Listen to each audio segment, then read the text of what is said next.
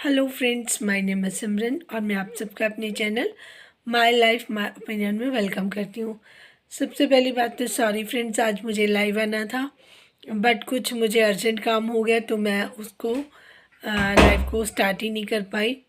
तो अभी मैं एक छोटा सा मैसेज आपको देना चाहती हूँ कि बहुत अच्छा लग रहा है कि जो वाईटी पर काफ़ी ज़्यादा शांति हो गई है। लोग थोड़ा सा अपने आप को लोगों ने कंट्रोल में कर लिया है और जो चीज़ें हमने अब देखी हैं अब उसको भी डिस्क्राइब कर लेते हैं, उसको एनालाइज कर देती हूँ। जो मैंने कुछ नाम हैं, जैसे अमित किट्टो जी हैं, रुद्रा जी हैं जो सचिन के बेस्ट फ्रेंड्स में से आती हैं। उन्होंने मिस्टर सचिन के साथ एक लाइव की थी एक आध दिन पहले, तो मैंने कल वो लाइव को देखा था। तो बहुत ही उनकी एक अच्छी दोस्ती उसमें नज़र आ रही थी। काफ़ी वो लोग कूल थे उस टाइम और अपना एक क्वालिटी टाइम जिसको बोल रहे सकते हैं कि स्पेंड कर रहे थे, अपने व्यूवर से बात कर रहे थे। और सबसे जो अच्छी बात मुझे ये लगी कि जो उस सब में मिस्टर अमित हैं काफ़ी मैच्योर्ड हैं और वो स्थितियों को शायद समझ अच्छे से रहे हैं, तो उनको प्रॉपर से गाइडेंस मिल रही है। क्योंकि पहले एक दो बार सचिन जी ने जब बात की थी कि मेरे खास सिर्फ दो लोग हैं जिनके साथ मैं अपनी बातें शेयर कर रहा हूँ, वो हैं अमित और रुद्रा जी। तो मुझे पहले तो ये लगा था कि इनको गाइडेंस ही जो मिल रही है, शायद इनके जो दोस्त हैं वो भी उनकी कंपनी नहीं अच्छी होगी, तो शायद इस वजह से ज़्यादा ये है। क्योंकि देखिए, फ्रेंड्स भी बहुत मैटर करते हैं आपकी लाइफ में। अगर आपके साथ अच्छे दोस्त हैं तो आपको कितने बड़े तूफान से भी बचा कर लेकर आ सकते हैं। ये प्रूव भी हुआ है, जो मुझे मिस्टर अमित की बातों से लगा कि वो एक काफ़ी सुलझे हुए इंसान है। तो ऑब्वियसली सी बात है, उन्होंने काफ़ी समझाया भी होगा, गाइड किया होगा। क्योंकि देखिए, हर एक इंसान किसी भी ज़िंदगी के किसी भी मोड़ पर कोई ना कोई गलत स्टेप ले भी सकता है। अगर हमारे पास अच्छे दोस्त हैं, आसपास अच्छे लोग हैं, तो वो हमें काफ़ी सहायता कर सकते हैं कि हमारी जो लाइफ है उसको हम किससे, बेशक अगर वो हमारे डिसीज़न में भी साथ में भी खड़े हो जाएं, ये नहीं कि हम ही उनकी बात सुने। अगर वो हमारी बात को समझें, जहाँ पूरा ज़माना ना समझ रहा हो, अगर हमारा एक दोस्त भी हमारे साथ खड़ा हो जाए कि मैं तुम्हारे साथ हूँ, तो चीज़ें डिफरेंट हो जाती हैं। इंसान का जो एक अपने पे विश्वास होता है वो दृढ़ हो जाता है। और जहाँ पर हम गलत कर रहे होते हैं, अगर दोस्त होते हैं असली, तो वो हमें हमारा सही और गलत को हमें बताते भी हैं कि ये चीज़ें ऐसे हैं।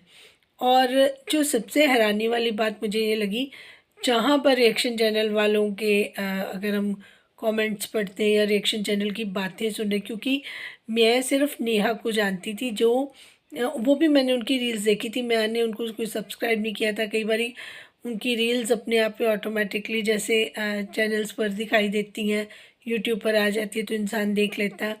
तो वो अच्छी अपना उसमें रील्स काफ़ी अच्छी बनाती थी, तो मैंने कई बार उनको देखा था। लेकिन जब ये कंट्रोवर्सी स्टार्ट हुई तो नेहा की भी एक वीडियो दिखाई दी और सचिन जी की जो बहुत ज़्यादा वो फर्स्ट वीडियो थी वो वायरल हुई थी, उसको मैंने देखा था। तो धीरे धीरे फिर इन लोगों के बारे में पता चला।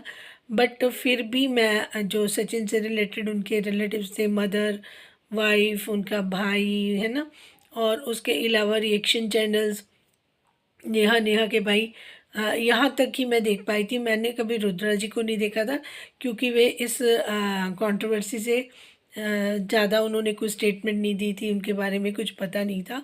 सिर्फ एक बार जब सचिन जी का वीडियो देखा तो उसमें वो उनके साथ शायद मूवी देखने गए थे, तब मुझे पता चला कि इनके ये दोस्त हैं। उसके अलावा अमित किट्टो जी के अपने अलग से जो वीडियोस नॉर्मल आते थे वो आ रहे थे, तो उस पे अमित जी की भी कोई ख़ास स्टेटमेंट नहीं आ रही थी। तो इस वजह से मैंने इनके कोई बहुत ज़्यादा ना व्लॉग्स देखे थे, ना मैं इनको पर्सनली जानती थी। क्योंकि पहले से अगर आप किसी को फॉलोअर नहीं कर रहे हो तो उसकी डिटेल भी आपको नहीं पता होती। तो अंकुश जी का ये था कि अंकुश जी अपनी रोस्टिंग कर रहे थे।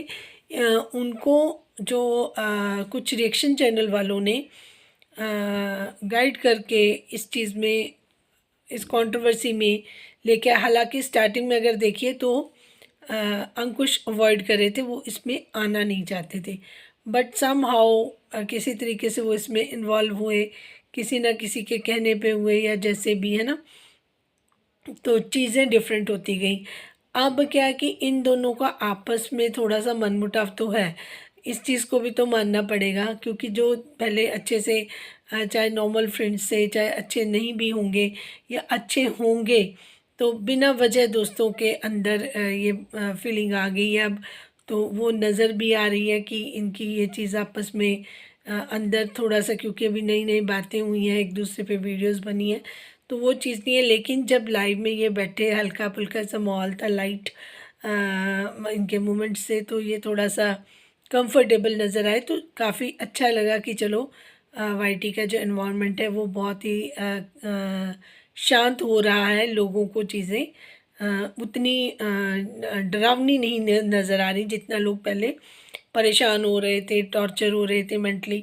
और जब उससे भी ज़्यादा मुझे हैरानी तब हुई जब लोग मिस्टर सचिन को अपना प्यार दिखा रहे थे, और बहुत सारी फीमेल उनके व्यूवर्स से जो वो ये बात बार बार बोल रहे थे कि हम आपको बहुत लाइक करते हैं, आप हमें स्माइल करते हुए, हंसते हुए बहुत अच्छे लगते हैं। तो ये मुझे इस चीज़ से पता चला कि काफ़ी बिग क्रिएटर हैं और लोग उनको सच में दिल से प्यार करते थे। बहुत सारे लोगों ने कहा कि आप ही ऐसे क्रिएटर थे जिन्होंने ये सारे यूट्यूबर्स को इकट्ठा किया और एक प्लेटफॉर्म पर लेकर आए, और आपने अपना वो एक इनिशिएटिव लेकर सबको मिलाने की कोशिश की। तो बहुत सारे लोगों ने उनको लाइव में सारी बातें बोली, जो उनका जो एक हमारा सोचने का था, बहुत सारे लोगों का वो चेंज हो गया होगा। मैं तो डे वन से मिस्टर सचिन को लोगों की बातें सुन के भी उतना नहीं समझ पा रही थी कि लोग जिस तरीके से इतना नेगेटिव बोल रहे थे, लेकिन जब वो खुद बात करते हैं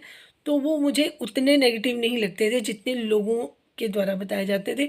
लोग कौन थे? जो रिएक्शनिस्ट चैनल थे, या फिर जो उन रिएक्शन चैनल के कमेंट में आते हैं लोग, उनसे ही जो पता लग रहा था। बट एक आपका ना इंटरनल जो आपका जो सोल होता है, वो जब ये चीज़ मानने को तैयार ना हो ना कि जितना हमें समझाया जा रहा है या बताया जा रहा है उतनी चीज़ें नहीं है। देखो, हर एक के साथ सही भी होता है और गलत भी होता है, लोग अच्छे भी मिलते हैं, बुरे भी मिलते हैं, और कोई समय भी ऐसा होता है कि हम डिसीजन मेकिंग में भी चूक कर जाते हैं, चाहे कितने ही समझदार क्यों ना हो।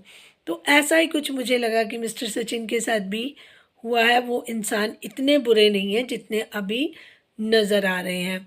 और नेहा के लिए भी ये बोलूँगी कि उनकी भी सिर्फ एक ही गलती जो सोशल मीडिया पर आई है उनके, और उसके अलावा जितने भी लोग थे उनको बहुत प्यार करते थे, उनके पास आते जाते थे। ये सरिता जी ने भी कंफर्म किया कि हमारी दोस्तियाँ पक्की थी, कुछ चीज़ें ऐसी हो गई जो नहीं होनी चाहिए थी। तो एक आध चीज़ इस तरीके की हुई जिससे आपस में इन लोगों का मनमुटाव भी हुआ, जो अच्छा नहीं था। देखिए, जिसने मिलाया था, अगर उसकी वजह से लोग बिखर रहे हैं, अलग हो रहे हैं, और उसको वक्त रहते हम पहचान लें और फिर अपनी गलती का सुधार कर लें, तो फिर वो गलती गलती नहीं कही जाती अगर टाइम पे सुधारी जाए।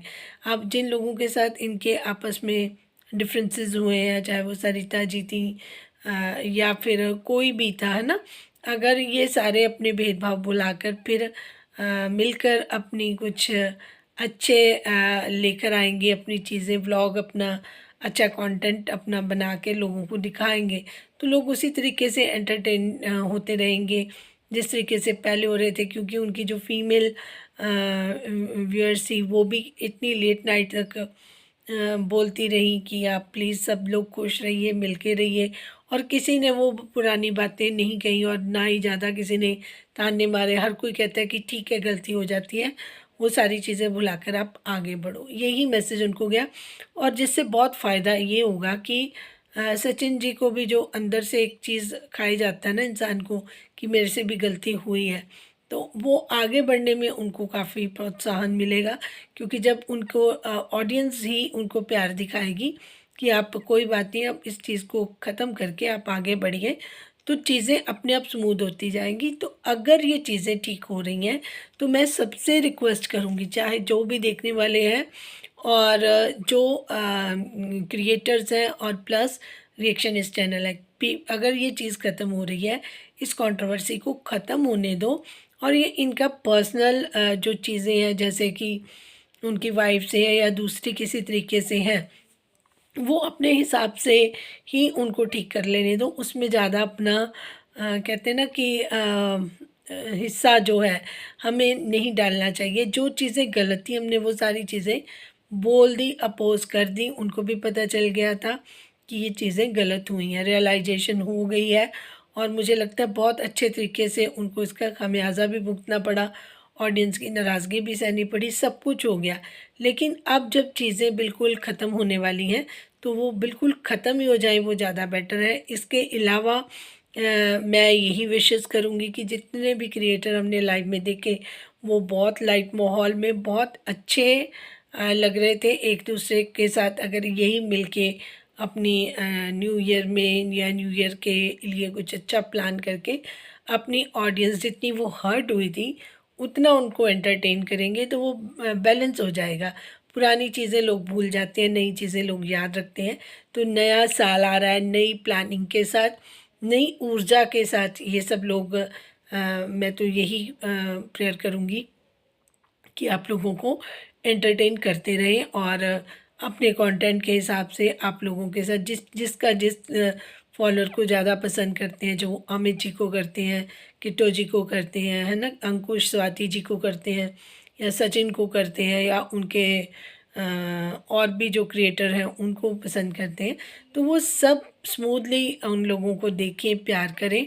और जितने भी लोग इन चीज़ों को पुश कर रहे हैं कि दोबारा से ये रिक्रिएट हो ड्रामा, तो वो इस तरीके से ना करें, उनके लिए अच्छा है। देखिए अब नया साल आ रहा है, हर कोई अपने नए जीवन के लिए या नई प्लानिंग के लिए आगे बढ़ चढ़ कर हिस्सा डालता है। तो लोगों को और भी मोटिवेट करें, लोगों को और भी अपने जो बातें हैं उनसे उनको भी इंस्पायर करें कि आप लोगों को भी अपनी लाइफ के लिए अच्छी अच्छी बातें करनी चाहिए, अच्छी अच्छी चीज़ें आगे लेके आनी चाहिए, अपनी लाइफ में इम्प्रूवमेंट करनी चाहिए। और जो लोग जिसको जिस तरीके की नॉलेज है वो अवेयरनेस उसको ज़रूर देनी चाहिए। अब रही बात कि जो लाइफ में मुझे समझ आया कि ये जितने भी क्रिएटर हैं अगर लोग उनको पसंद नहीं करते होते तो लोगों को फ़र्क नहीं पड़ता। लोगों को बहुत फ़र्क पड़ रहा था, एक स्माइल से भी लोग इतना खुश हो रहे थे, जो मेरे लिए बड़ा सरप्राइजिंग था। फिर मुझे समझ आया कि अगर इनके इतने इतने मिलियन मिलियन तक फॉलोअर्स हैं तो इनमें कोई ना कोई ज़रूर अच्छी बात होगी जो लोग उनको इतना प्यार करते हैं।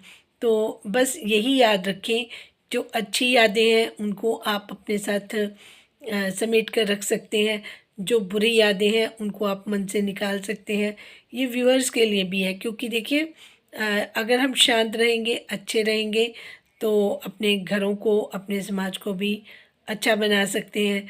और अगर इन चीज़ों में हम ब्लेम गेम में रहेंगे तो वक्त कहीं ना कहीं हम रोक लेंगे, वक्त नहीं रुकता।